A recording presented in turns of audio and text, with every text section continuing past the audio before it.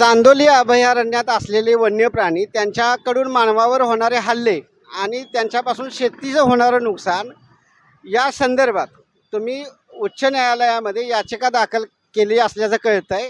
त्या याचिकेच्या म्हणजे तुमच्या मागण्या काय आहेत आणि नेमकी याचिका काय आहे? हरीश कांबळे उखळगावचा मूळचा रहिवासी आहे. 2010 पासून या संदर्भातल्या विषयाच्या बाबतीत आम्ही सातत्यानं वन विभागाला आवाज उठवत आहे की बाबांनो, गेली 10 वर्षापासून आम्हाला गव्यांचा मोठ्या प्रमाणामध्ये त्रास होत आहे किंवा बिबट्यांचा त्रास होत आहे.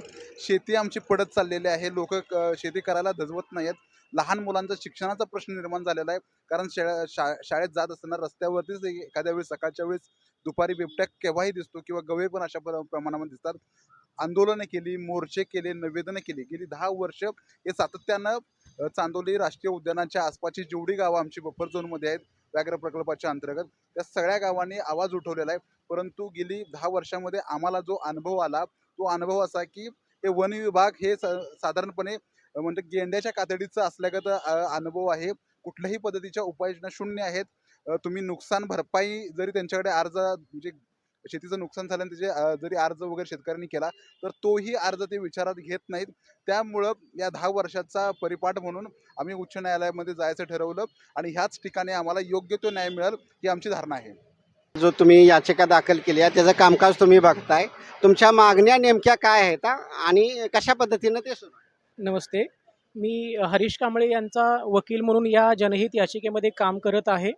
ही जनहित याचिका साधारण आम्ही गेल्या महिन्यामध्ये दाखल केली होती आणि दाखल करण्यापूर्वीच जवळपास वन्यजीवांच्या हल्ल्यामध्ये 30पेक्षा अधिक लोक गंभीर जखमी झाले होते. 1000पेक्षा अधिक जमीन पडीक होती. शाहूवाडी तालुक्यामधील 5 बफर झोनमधील गावं यांच्यावरती जणू काही एक प्रकारे अनडिक्लेअर्ड कर्फ्यू सारखी जी काही अवस्था जी आहे ती निर्माण झालेली होती. याची दखल घेऊन हरीश कांबळे यांनी जनहित याचिका दाखल करण्याचा निर्णय घेतला आणि याला मी एक वकील म्हणून साथ दिली आणि याची सुनावणी नुकतीच 5 तारखेला झालेली आहे. या जनहित याचिकेच्या माध्यमातून आमच्या मागण्या अशा आहेत की जे काही बफर झोनमधली गावं आहेत त्या बफर झोनमधल्या 5 गावांना त्वरित संरक्षण कुंपण जे आहे ज्याला आपण सोलर फेन्सिंग म्हणतो ते त्वरित लावलं गेलं पाहिजे. कारण वन्यजीव जे आहेत यांचं राहण्याचं ठिकाण जे आहे बिबटे, गवे, वाघ यांचं ठिकाण जे आहे ते आहे कोर झोन म्हणजे जंगल एरियामध्ये आहे. पण ते आता जंगल एरियामध्ये कमी आणि बफर झोनमध्ये जास्त प्रमाणामध्ये येत आहेत. नियम असा आहे की बफर झोनमध्ये वन्य प्राणी कमी आणि माणसाची वस्ती ही जास्त असली पाहिजे.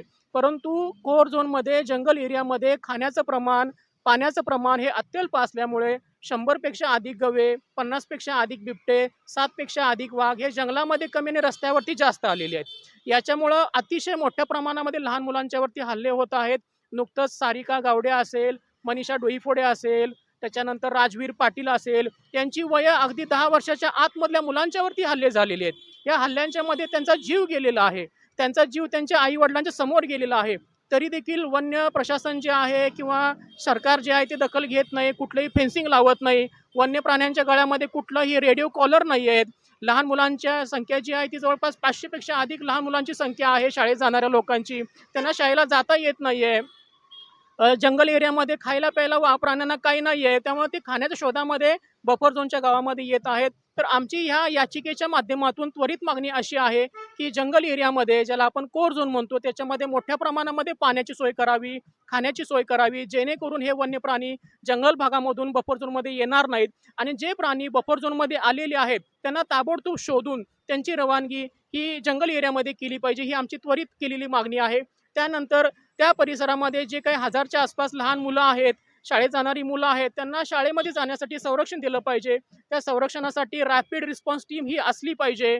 एखादा प्राणी चुकून भरकटून रस्त्यावरती आला, गावामध्ये आला तर याची बातमी त्वरित ह्या लोकांना दिली गेली पाहिजे. 1000पेक्षा अधिक जमीन ह्या भीतीमुळं पडीक आहे. ही जमीन सुपीक आहे पण शेतकरी ही जमीन करू शकत नाही. याला पूर्णपणे हे प्रशासन जबाबदार आहे. स्वरांजली पाटील नावाची एक मुलगी आहे जिचं वय 8 वर्ष आहे. या 8 वर्षाच्या मुलीला 12 वर्षाच्या मुलानं वाचवलेलं आहे. असे अनेक हल्ले होत आहेत.